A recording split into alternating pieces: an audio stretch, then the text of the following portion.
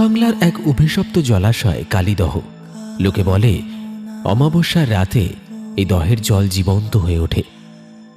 পেশায় জেলে পবন মাঝির একমাত্র মেয়ে টুনটুনি যখন মৃত্যুশয্যায়, তখন তাকে বাঁচাতে পবনকে পাড়ি দিতে হয় সেই নিষিদ্ধ দহের অতল গহ্বরে।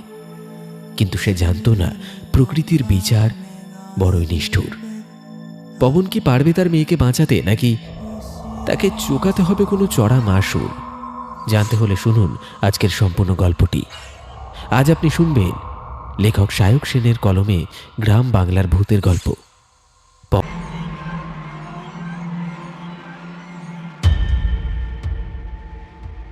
নমস্কার আমার প্রিয় শ্রোতা বন্ধুরা, তাই আমি সুদর্শন আপনাদের প্রত্যেককে অনেক অনেক স্বাগত জানাই আমাদের আজকের এই নতুন হাড় হিম করা গ্রাম বাংলার ভূতের গল্পে।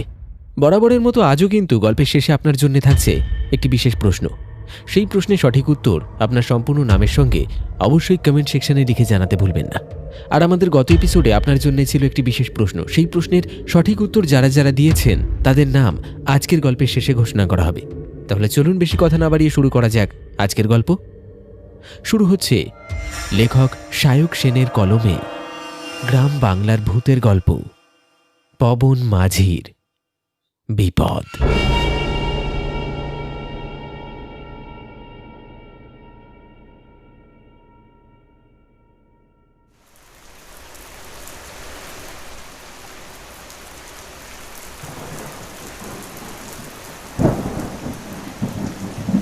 বাইরে তখন প্রলয়কাল।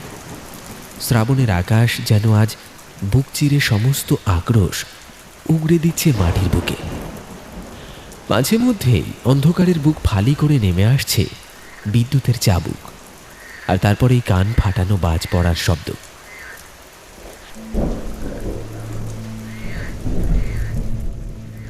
সত্তর দশকের এই অজপাড়া গায়ে বিদ্যুৎ তখন রূপকথা। হারিকেনের কাঁচে বৃষ্টির ছাঁট লেগে আলোটা কাঁপছে থরথর করে, আর সেই কম্পমান আলো ছায়ায় মাটির ঘরের দেয়ালগুলোতে যেন প্রেত ছায়ার নৃত্য চলছে। ঘরের এক কোণে তক্তপোষের ওপর শুয়ে আছে 7 বছরের টুনটুনি। জ্বরের ঘোরে মেয়েটা মাঝে মাঝে কুঁকড়ে উঠছে। ছোট্ট শরীরটা আগুনের মতো পড়ছে। তার কপালে জলপট্টি দিতে দিতে টুনির মা সুধা চোখের জলেই ভাসছে। মেয়েটার চোখ উল্টে আসছে, শ্বাস পড়ছে খুব দ্রুত আর অগভীর। গ্রামের নামকরা কবিরাজ এসে নাড়ি টিপে মুখ কালো করে চলে গেছেন বিকেলে। বলে গেছেন, এই জ্বর সাধারণ নয়, এ হলো অপদেবতার নজর। আমার সাধ্যের বাইরে।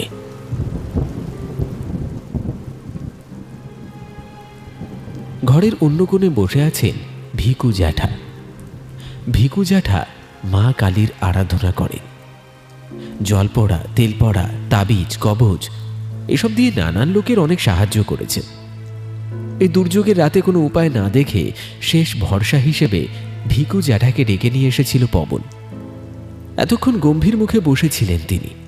হঠাৎ ভিকু জ্যাঠা মাথা তুললেন। আগুনের আভা তার মুখে পড়ে এক অদ্ভুত ছমছমে পরিবেশ তৈরি করল। তিনি নিচু কিন্তু গমগমে গলায় বললেন, ওকে বাঁচাতে হলে ডাক্তার বুদ্ধিতে কাজ হবে না পবন। ওর প্রাণ ভমরা আটকে আছে কালীদহের অতলে। দরজার কাছে বসে থাকা পবন চমকে উঠল। কালীদহ!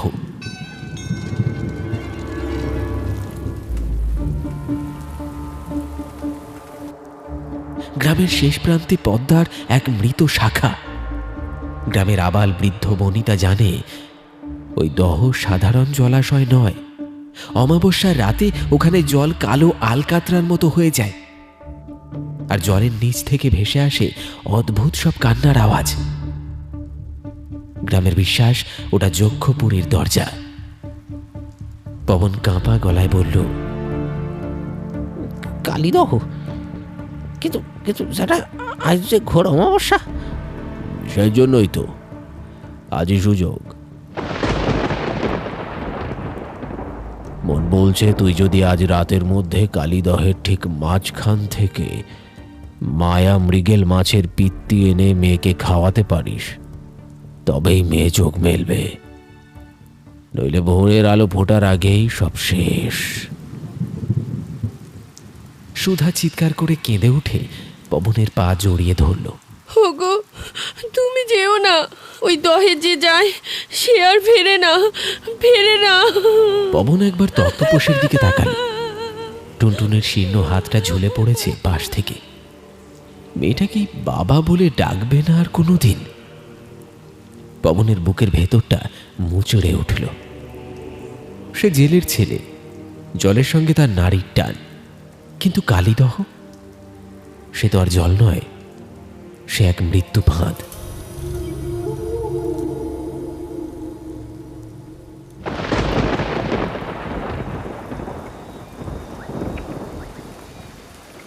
বাইরে মেঘের গর্জন আরো বাড়ল। পবন জানত এই সিদ্ধান্ত নেওয়ার জন্য তার হাতে সময় নেই। সে আলতো করে সুধার হাত ছাড়িয়ে উঠে দাঁড়ালো।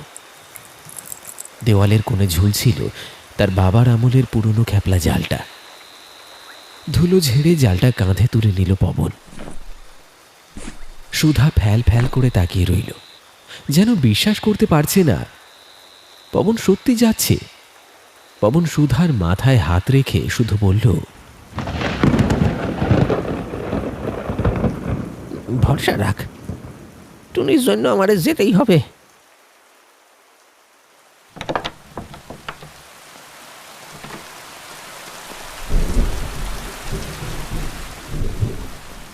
দরজা খুলে ঝড়ের রাতে পা বাড়ানোর ঠিক আগ মুহূর্তে জ্যাঠা পেছন থেকে ডাকলেন। ধোঁয়া আর আঁধারের মিশেলে তার গলা শোনাল যেন পাতালপুরীর কোনো দৈববাণীর মতো। শোন পবন, মনে রাখিস, দহের মালিক কিছু না নিয়ে কিছু দেয় না। মায়া মৃগেল আনবি, কিন্তু সাবধান। পবন কোনো উত্তর দিল না। মাথায় গামছা বেঁধে সে নেমে গেল সেই দুর্যোগের রাতে।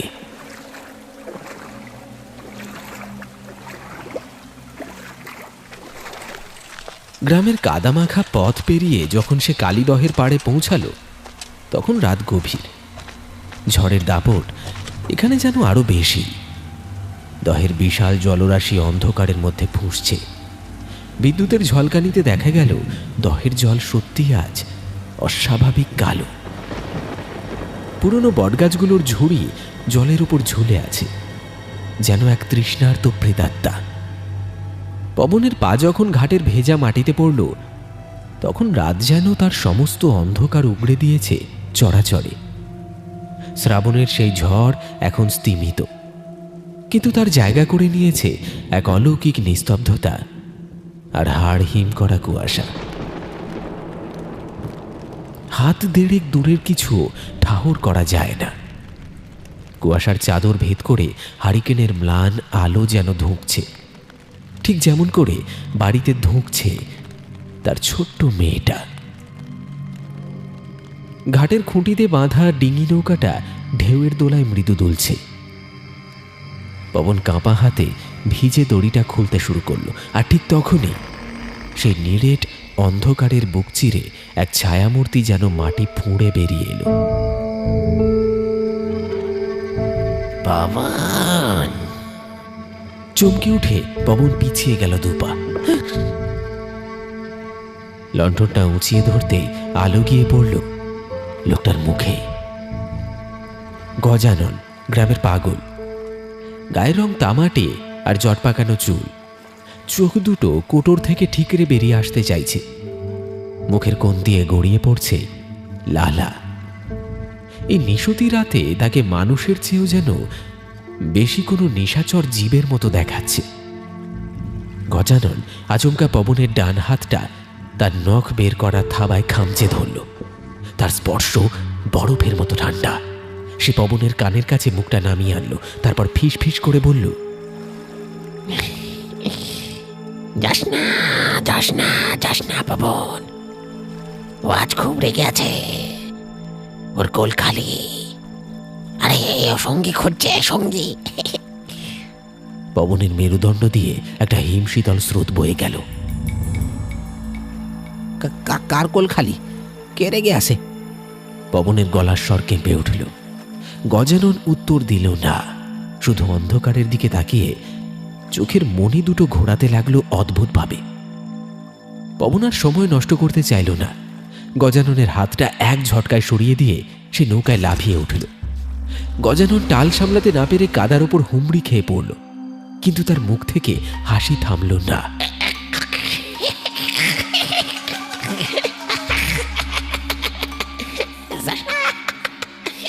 পবন বৈঠা দিয়ে জল ঠেলে নৌকা ভাসিয়ে দিল।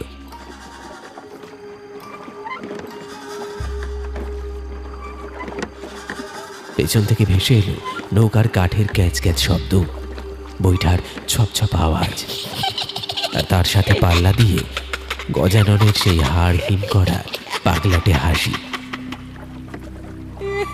কুয়াশার আড়ালে ধীরে ধীরে সেই হাসি কান্নায় পরিণত হল।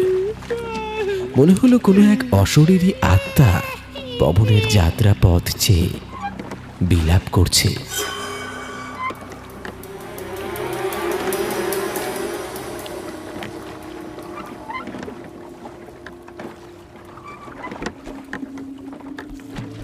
কালীদহের সীমানায় ঢুকতেই বাতাস যেন থমকে গেল।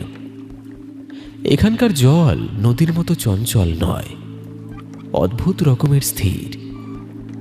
অমাবস্যার অন্ধকারের চেয়েও কালো এই জল, যেন তরল আলকাতরা। চারপাশ থেকে ভেসে আসছে পচা শামুক আর জলজ লতার এক উগ্র কটুগন্ধ। পবনের নাকে রুমাল চাপা দিতে ইচ্ছে হলো, কিন্তু তার হাত ব্যস্ত বৈঠা বাওয়ায়। হঠাৎ পবনের নজর পড়ল একটা অদ্ভুত দৃশ্য।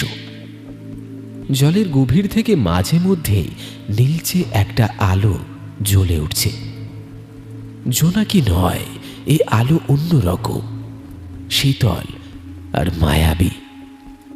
গ্রামের বুড়োরা বলে আলেয়া, অপু দেবতাদের ইশারা। পবন জোর করে চোখ ফিরিয়ে নিল। তার লক্ষ্য এখন একটাই, মায়া মৃগেল।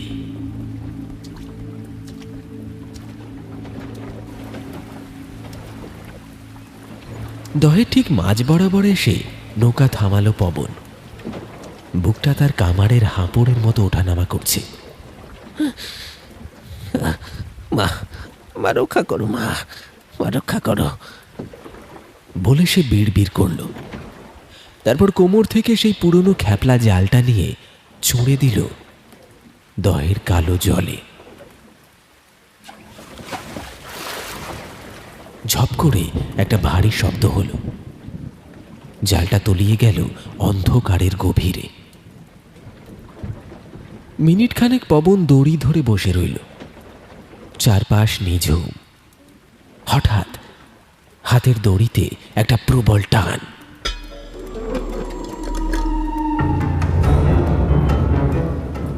পবনের চোখ চকচক করে উঠল। মাছ, নিশ্চয়ই কোনো বড় মাছ। হয়তো সেই মায়া মৃগেলই ধরা দিয়েছে। সে প্রাণপণে জালটা টানতে শুরু করল। কিন্তু কি আশ্চর্য, জালের ভার সাধারণ মাছের মতো নয়। মনে হচ্ছে যেন জলের তলায় কেউ জালটা ধরে বসে আছে। পবন দাঁতে দাঁত চেপে শক্তি প্রয়োগ করল। ডিঙি নৌকাটা কাত হয়ে উল্টে যাওয়ার উপক্রম। পবন হাল ছাড়ল না। মেয়ের মুখটা মনে করে শেষ শক্তিটুকু দিয়ে সে হ্যাঁচকা টান মারল। জল তোল পার করে জালটা নৌকার পাটাতনে আছড়ে পড়ল। পবন হাঁপাতে হাঁপাতে লণ্ঠনটা জালের কাছে নিয়ে গেল,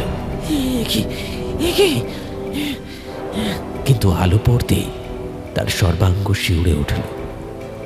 হাত থেকে বৈঠাটা প্রায় খসে পড়ছিল। জালে কোনো মাছ নেই।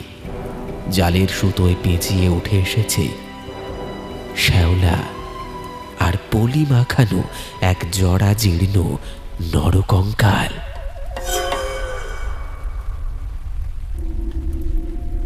কঙ্কালটার বুকের পাঁজরের হাড়গুলো বিভৎসভাবে ভাঙা, যেন কেউ ওগুলো দুমড়ে মুচড়ে দিয়েছে। কঙ্কালের ফাঁকা কোটরগুলো পবনের দিকেই তাকিয়ে আছে বলে ভ্রম হয়। আতঙ্কে পবন ছিটকে পিছিয়ে গেল নৌকার অন্য প্রান্তে, কিন্তু তার চোখ আটকে গেল কঙ্কালটার হাতের দিকে। হাড়ের আঙুলগুলো শক্ত মুঠোয় কিছু একটা ধরে আছে। পবন ভয়ের চোটে ঢোক গিলল। কম্পমান আলো এসে দেখল ওটা একটা মাটির পুতুল। পুতুলটার গা থেকে রং চটে গেছে বহু আগেই, কিন্তু কিন্তু তার চোখ দুটো পাথরের। সেই পাথুরে চোখ দুটো যেন জীবন্ত। লণ্ঠনের আলোয় সেগুলো অদ্ভুতভাবে জলজলে হয়ে উঠল। গজাননের সেই কথাগুলো পবনের কানে বাজতে শুরু করলো। ওর কল খালি, ও সঙ্গী খুঁজছে, সঙ্গী। দহের মাঝখানে এই কঙ্কাল আর পাথুরে চোখের পুতুল নিয়ে পবন একা। আর ঠিক তখনই নৌকার তলা থেকে একটা মৃদু ধাক্কা অনুভব করল সে। দহের জল আবার নড়ে উঠেছে। পবন ভয়ে হাতের ওই বিভৎস মাটির পুতুলটা ছুঁড়ে ফেলে দিতে উদ্যত হলো। আর ঠিক সেই মুহূর্তেই একটা অদ্ভুত ঘটনা ঘটল। ঝড়ের গঙ্গানি, বিদ্যুতের গর্জন সব যেন এক নিমেষে থেমে গেল। চড়াচড়ে নেমে এলো এক মৃত্যু শীতল স্তব্ধতা। এমনকি দহের জলও যেন আর নড়ছে না। শুধু নৌকার চারপাশে বড়লি মাছের মতো অজস্র বুদবুদ জলের নিচ থেকে ভেসে উঠতে শুরু করেছে। টগবগ করে ফুটছে জল, যেন নিচে কোনো আগ্নেয়গিরি জেগে উঠেছে। সেই বুদবুদের শব্দ ছাপিয়ে বাতাসের বুক চিরে ভেসে এলো এক হাড় হিম করা নারী কণ্ঠ। সে স্বরে কোনো ক্রোধ নেই, আছে এক অনন্ত হাহাকার আর বরফ শীতল দাবি। আমার খোকাকে আমার কাছে দে, তোর মেয়েকে আমি জীবন দেব। পবনের হাত অবশ হয়ে আসছে। সে ভয়ার্ত চোখে এদিক ওদিক তাকাল। দহের কুচকুচে কালো জলের উপর তখন ধীরে ধীরে ফুটে উঠছে এক ছায়ার শরীর। আবছা কুয়াশার মতো সেই অবয়ব। মুখটা স্পষ্ট বোঝা যায় না, যেন গলানো মোম দিয়ে তৈরি। কিন্তু তার দীর্ঘ ঘন কালো চুলগুলো জলের ওপর ছড়িয়ে আছে, ঠিক যেন এক ঝাঁক বিষধর সাপ। জলের ওপর ভেসে থাকা সেই প্রেতাত্মা হাত বাড়ালো নৌকার দিকে। এই কঙ্কালটা আমার খোকার, আর ওই পুতুল ওটা ওর বড্ড প্রিয় খেলনা। ওটা আমাকে ফেরত দে, বিনিময়ে তুই যা খুঁজছিস তাই পাবি। পবনের চোখের সামনে তখন আর কালিদহের অন্ধকার নেই। ভাসছে জ্বরে ধুঁকতে থাকা তার ছোট্ট টুনটুনের মুখটা। হিতাহিত জ্ঞান শূন্য পবনের মস্তিষ্কে তখন একটাই চিন্তা, মেয়েটাকে বাঁচাতে হবে। জ্যাঠার সতর্কবাণী, গজাননের প্রলাপ সবকিছু সে মুহূর্তের মধ্যে ভুলে গেল। এক অদ্ভুত সম্মোহনে সে বিড়বিড় করে উঠল, নে, তোর খোকারে তুই নে, আমার টুনিরে ফিরায় দে, ফিরায় দে আমার টুনিরে, ফিরায় দে। কাঁপা কাঁপা হাতে পবন সেই জরাজীর্ণ কঙ্কাল আর শ্যাওলা মাখা মাটির পুতুলটা তুলে দিল জলের দিকে। ঝপ করে শব্দ হলো। কঙ্কাল আর পুতুল তলিয়ে গেল অতল গহ্বরে। সঙ্গে সঙ্গে দহের জল যেন পাগল হয়ে উঠল। তোলপাড় করা ঢেউয়ের মাঝখান থেকে ছিটকে বেরিয়ে এলো একটা তীব্র সোনালি আভা। একটা বড় মাছ, যার আঁশগুলো কাঁচা সোনার মতো জলজল করছে, লাফিয়ে এসে পড়ল পবনের নৌকার পাটাতলে। অন্ধকারেও মাছটার শরীর থেকে ছিটকে বেরোচ্ছে দুটি। এই তবে সেই মায়ামৃগের। পবন আর এক মুহূর্ত দেরি করল না। মাছটা কোনো মতে গামছায় পেঁচিয়ে সে প্রাণপণ শক্তিতে বৈঠা চালাতে শুরু করলো। তার বুকে তখন আশার তুফান। মেয়ে বাঁচবে, তার টুনি আবার বাবা বলে ডাকবে। পবন যখন ঘাটে নৌকা ভিড়িয়ে কাদা পায়ের ছাপ ফেলে দৌড় লাগালো, তখন তার হাতে সেই জ্যান্ত মাছের ছটফটানি। গ্রামের পথ জনমানবহীন, শুধু পবনের দ্রুত শ্বাস প্রশ্বাসের শব্দ শোনা যাচ্ছে। বাড়ির দাওয়ায় যখন সে পা দিল, তখন তার সর্বাঙ্গ ঘামে ভিজে একসা।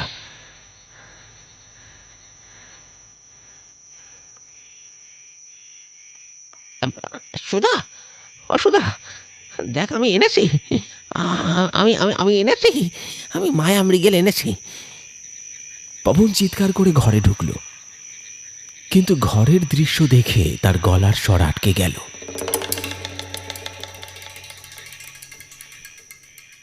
হারিকেনটা একপাশে উল্টে পড়ে দপদপ করছে, তেল গড়িয়ে পড়ছে মেঝেতে। সুধা মেঝের ওপর অঘরে পড়ে আছে অজ্ঞান, তার মুখটা ফ্যাকাশে, যেন রক্তশূন্য। পবন চমকে হাতের গামছার দিকে তাকালো। এতক্ষণ যে মাছটার ছটফটানি সে অনুভব করছিল, সেটা এখন স্থির। কম্পমান হাতে সে গামছার ভাঁজ খুলল, আর খুলতেই তার বুকটা ধক করে উঠল। কোথায় সেই সোনালি রঙের মাছ? গামছার ভেতর পড়ে আছে দলা পাকানো এক তাল কালো চটচটে কাদা। পচা পাঁকের গন্ধে পবনের নাড়ি উল্টে আসার জোগাড়। মাছটা গলে গেছে, নাকি নাকি ওটা কোনো মাছ ছিলই না। আতঙ্কিত পবন দৃষ্টি ঘোরালো তক্তাপোষের দিকে। টুনটুনি, টুনটুনি কোথায়? বিছানা যে একেবারে শূন্য, তোবড়ানো বালিশ আর এলোমেলো চাদর পড়ে আছে, কিন্তু টুনটুনি নেই। হঠাৎ পবনের চোখ গেল জানলার দিকে। ঝড়ের দাপটে জানলাটা হাট করে খোলা, বাইরের ভিজে বাতাস হু হু করে ঢুকছে ঘরে। আর সেই খোলা জানলার শিকের গায়ে লেগে আছে একদলা দহের শ্যাওলা। আর শ্যাওলার ঠিক ওপরেই জানালার চৌকাঠে বসানো আছে সেই জিনিসটা, সেই রংচটা পাথুরে চোখের মাটির পুতুলটা, যেটা পবন একটু আগে নিজের হাতে দহের জলে বিসর্জন দিয়ে এসেছিল। পবনের মাথাটা ঘুরে গেল। দেওয়াল ধরে সে কোনো মতে দাঁড়িয়ে রইল। বাইরে তখন আবার বাজ পড়ার শব্দ।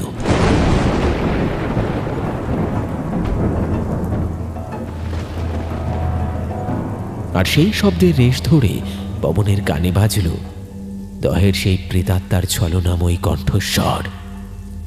বিনিময় তুই যা খুঁজছিস তাই পাবি। পবনের চোখের সামনে তখন আর কালীদহের সেই নিকষ কালো জল নেই। সেখানে এক অস্পষ্ট কুয়াশা সরে গিয়ে ভেসে উঠেছে এক পুরনো স্মৃতির ক্যানভাস। সিনেমার রিলের মতো একটার পর একটা দৃশ্য তার মস্তিষ্কের কোষে আছড়ে পড়ছে।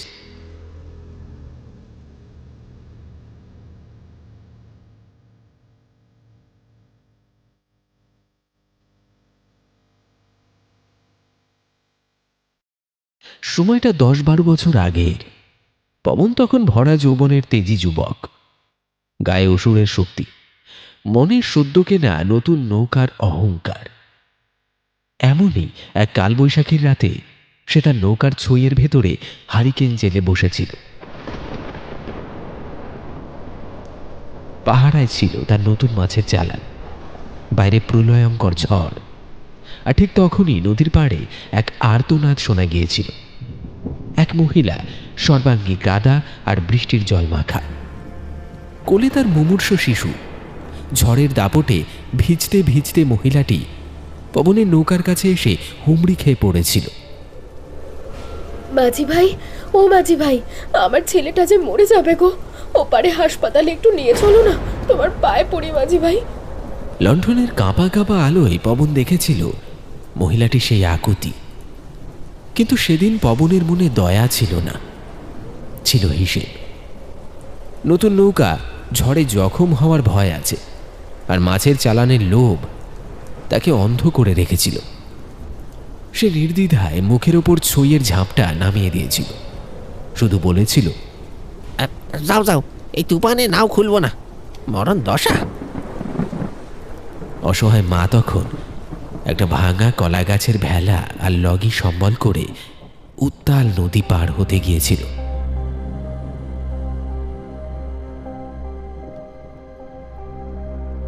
পবন নৌকার ফাঁক দিয়ে দেখেছিল মাঝ নদীতে কিভাবে একটা ঢেউয়ের ঝাপটায় মা আর ছেলে তলিয়ে গেল।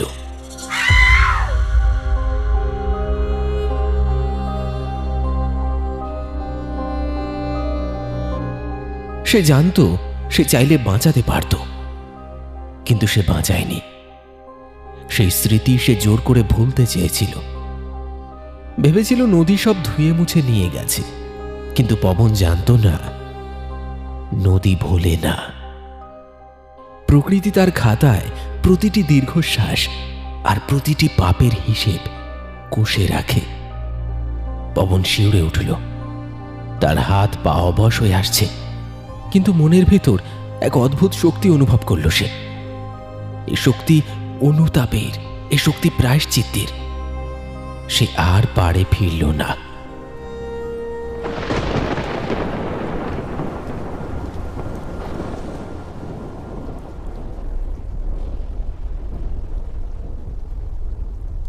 ঝড়ের মধ্যেই নৌকা ঘুরিয়ে আবার চলল সেই কালীদহের ঠিক মাঝখানে, যেখানে সে ওই মাছটা পেয়েছিল। মাঝ দরিয়ায় পৌঁছে পবন বৈঠা ছেড়ে উঠে দাঁড়ালো। চারিদিক নিস্তব্ধ, শুধু বাতাসের শোঁ শোঁ শব্দ। সে চিৎকার করে আকাশ বাতাস কাঁপিয়ে বলল,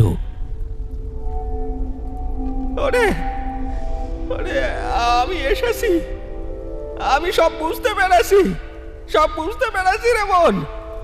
সেদিন সেদিন আমি মানুষ ছিলাম না, আমি মানুষ ছিলাম না। একটা মানুষ বিপদে পড়লে তারা নিঃস্বার্থভাবে সাহায্য করাটাই যে মানুষের ধর্ম, সেদিন আমার সেই হুঁশটা ছিল না রে। আমি আমার পাপ স্বীকার করছি, তুই আমার উপর রাগ করিস না বোন, আমার উপর রাগ করিস না। আমার আমার নির্দোষ মেয়েটারে ছেড়ে দে, ছেড়ে দে, ছেড়ে দে। পবন উত্তরের অপেক্ষায় থাকে, কিন্তু অদ্ভুত ব্যাপার, জল থেকে কোনো নারী মূর্তি উঠে আসে না, কোনো কঙ্কাল ভেসে ওঠে না। শুধু এক গভীর ভারী নিস্তব্ধতা গ্রাস করে তাকে। পবন বুঝতে পারে এই ঋণ মুখে বলে শোধ হওয়ার নয়। এক মায়ের কোল খালি করার শাস্তি তাকে পেতেই হবে।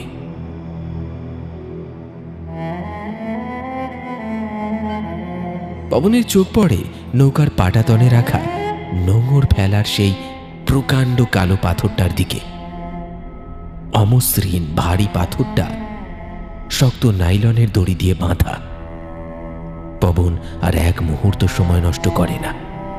সে জানে টুনটুনির আয়ু ফুরিয়ে আসছে। সে ধীর হাতে দড়ির এক প্রান্ত নিজের কোমরে শক্ত করে বাঁধল। তার চোখে তখন আর ভয় নেই, আছে এক প্রশান্তির ছায়া। সে মনে মনে বলল, টুনটুনি, আমার তুই ভালো থাকিস। তোর বাবা তোর জন্য আজ আজ বেশ সত্যিকারের বাবার কাজটুকু করে যাচ্ছে, তুই ভালো থাকিস। পবন পাথরটা দুহাতে 5 কোলা করে তুলে নিল। তারপর এক বুক নিঃশ্বাস নিয়ে ঝাঁপ দিল কালীদহের অতল গহ্বরে।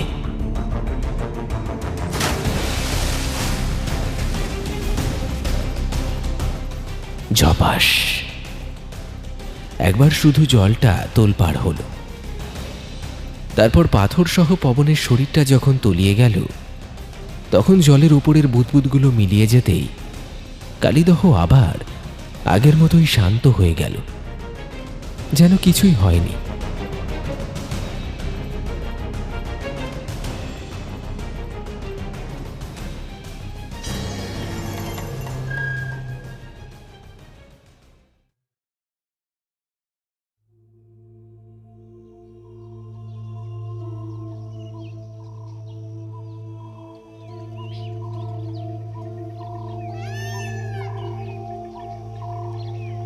ভোর হয়েছে, পূব আকাশে সূর্য উঁকি দিচ্ছে। ঝড়ের কোনো চিহ্ন নেই। গ্রামের বাড়িতে টুনটুনি হঠাৎ বিছানায় নড়ে চড়ে বসল। তার জ্বর নেই, শরীর একেবারে ঠান্ডা। সে পিটপিট করে তাকিয়ে ক্ষীণ স্বরে বলল, মা, জল খাবো।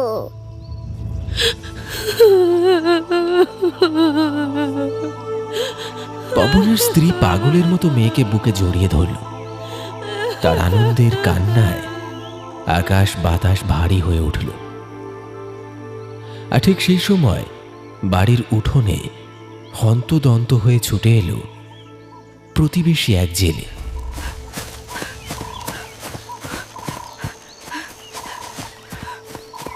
তার মুখ ফ্যাকাশে। সে হাঁপাতে হাঁপাতে বলল, সর্বনাশ হয়েছে গো বৌঠান। দহের পাড়ে পবনের নৌকাটা ভিড়ে আসে, কিন্তু কিন্তু নৌকায় পবন নেই, শুধু ওর গামছাটা পড়ে আছে। পবনকে কোথাও খুঁজে পাওয়া যাচ্ছে না।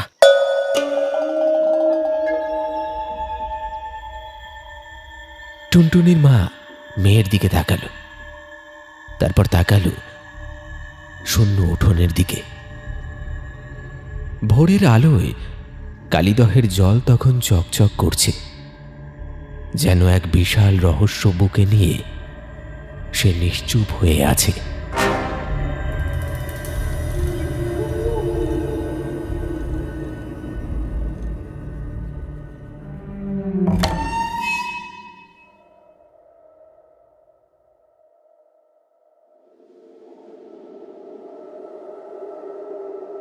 শুনলেন পবন মাঝির বিপদ। আমাদের আজকের নিবেদনের এই গল্পটি আপনার কেমন লাগলো অবশ্যই কমেন্টে লিখে জানাতে ভুলবেন না। যেমনটা গল্পের শুরুতে বলেছিলাম, আজও কিন্তু গল্পের মধ্যে থেকে থাকছে আপনার জন্য একটি বিশেষ প্রশ্ন। যদি আপনি সম্পূর্ণ গল্পটি মনোযোগ সহকারে শুনে থাকেন, তাহলে বলুন তো, আমাদের আজকের এই গল্পে ভিকু জ্যাঠা পবনকে কালিদহ থেকে কোন মাছ আনতে বলেছিল? খুবই সহজ একটি প্রশ্ন। প্রশ্নের সঠিক উত্তর আপনার সম্পূর্ণ নামের সঙ্গে কমেন্ট বক্সে লিখে জানান। আপনাদের প্রত্যেককে অনেক অনেক ধন্যবাদ জানাই আমাদের গল্পগুলি নিয়মিত শুনে গল্পে থাকা প্রশ্নের সঠিক উত্তর কমেন্ট বক্সে লিখে জানানোর জন্য। এইভাবেই সঙ্গে থাকুন, পাশে থাকুন। আর আমাদের এপিসোডগুলি যদি ভালো লেগে থাকে তাহলে একটি লাইক দিয়ে হাইপ দিতে ভুলবেন না। তাহলে চলুন আবার দেখা হবে আরেকটি টান টান উত্তেজনায় পরিপূর্ণ রোমাঞ্চকর গ্রাম বাংলার ভূতের গল্পের সাথে আগামী এপিসোডে। ততক্ষণের জন্য সকলে খুব ভালো থাকবেন, সুস্থ থাকবেন। ধন্যবাদ।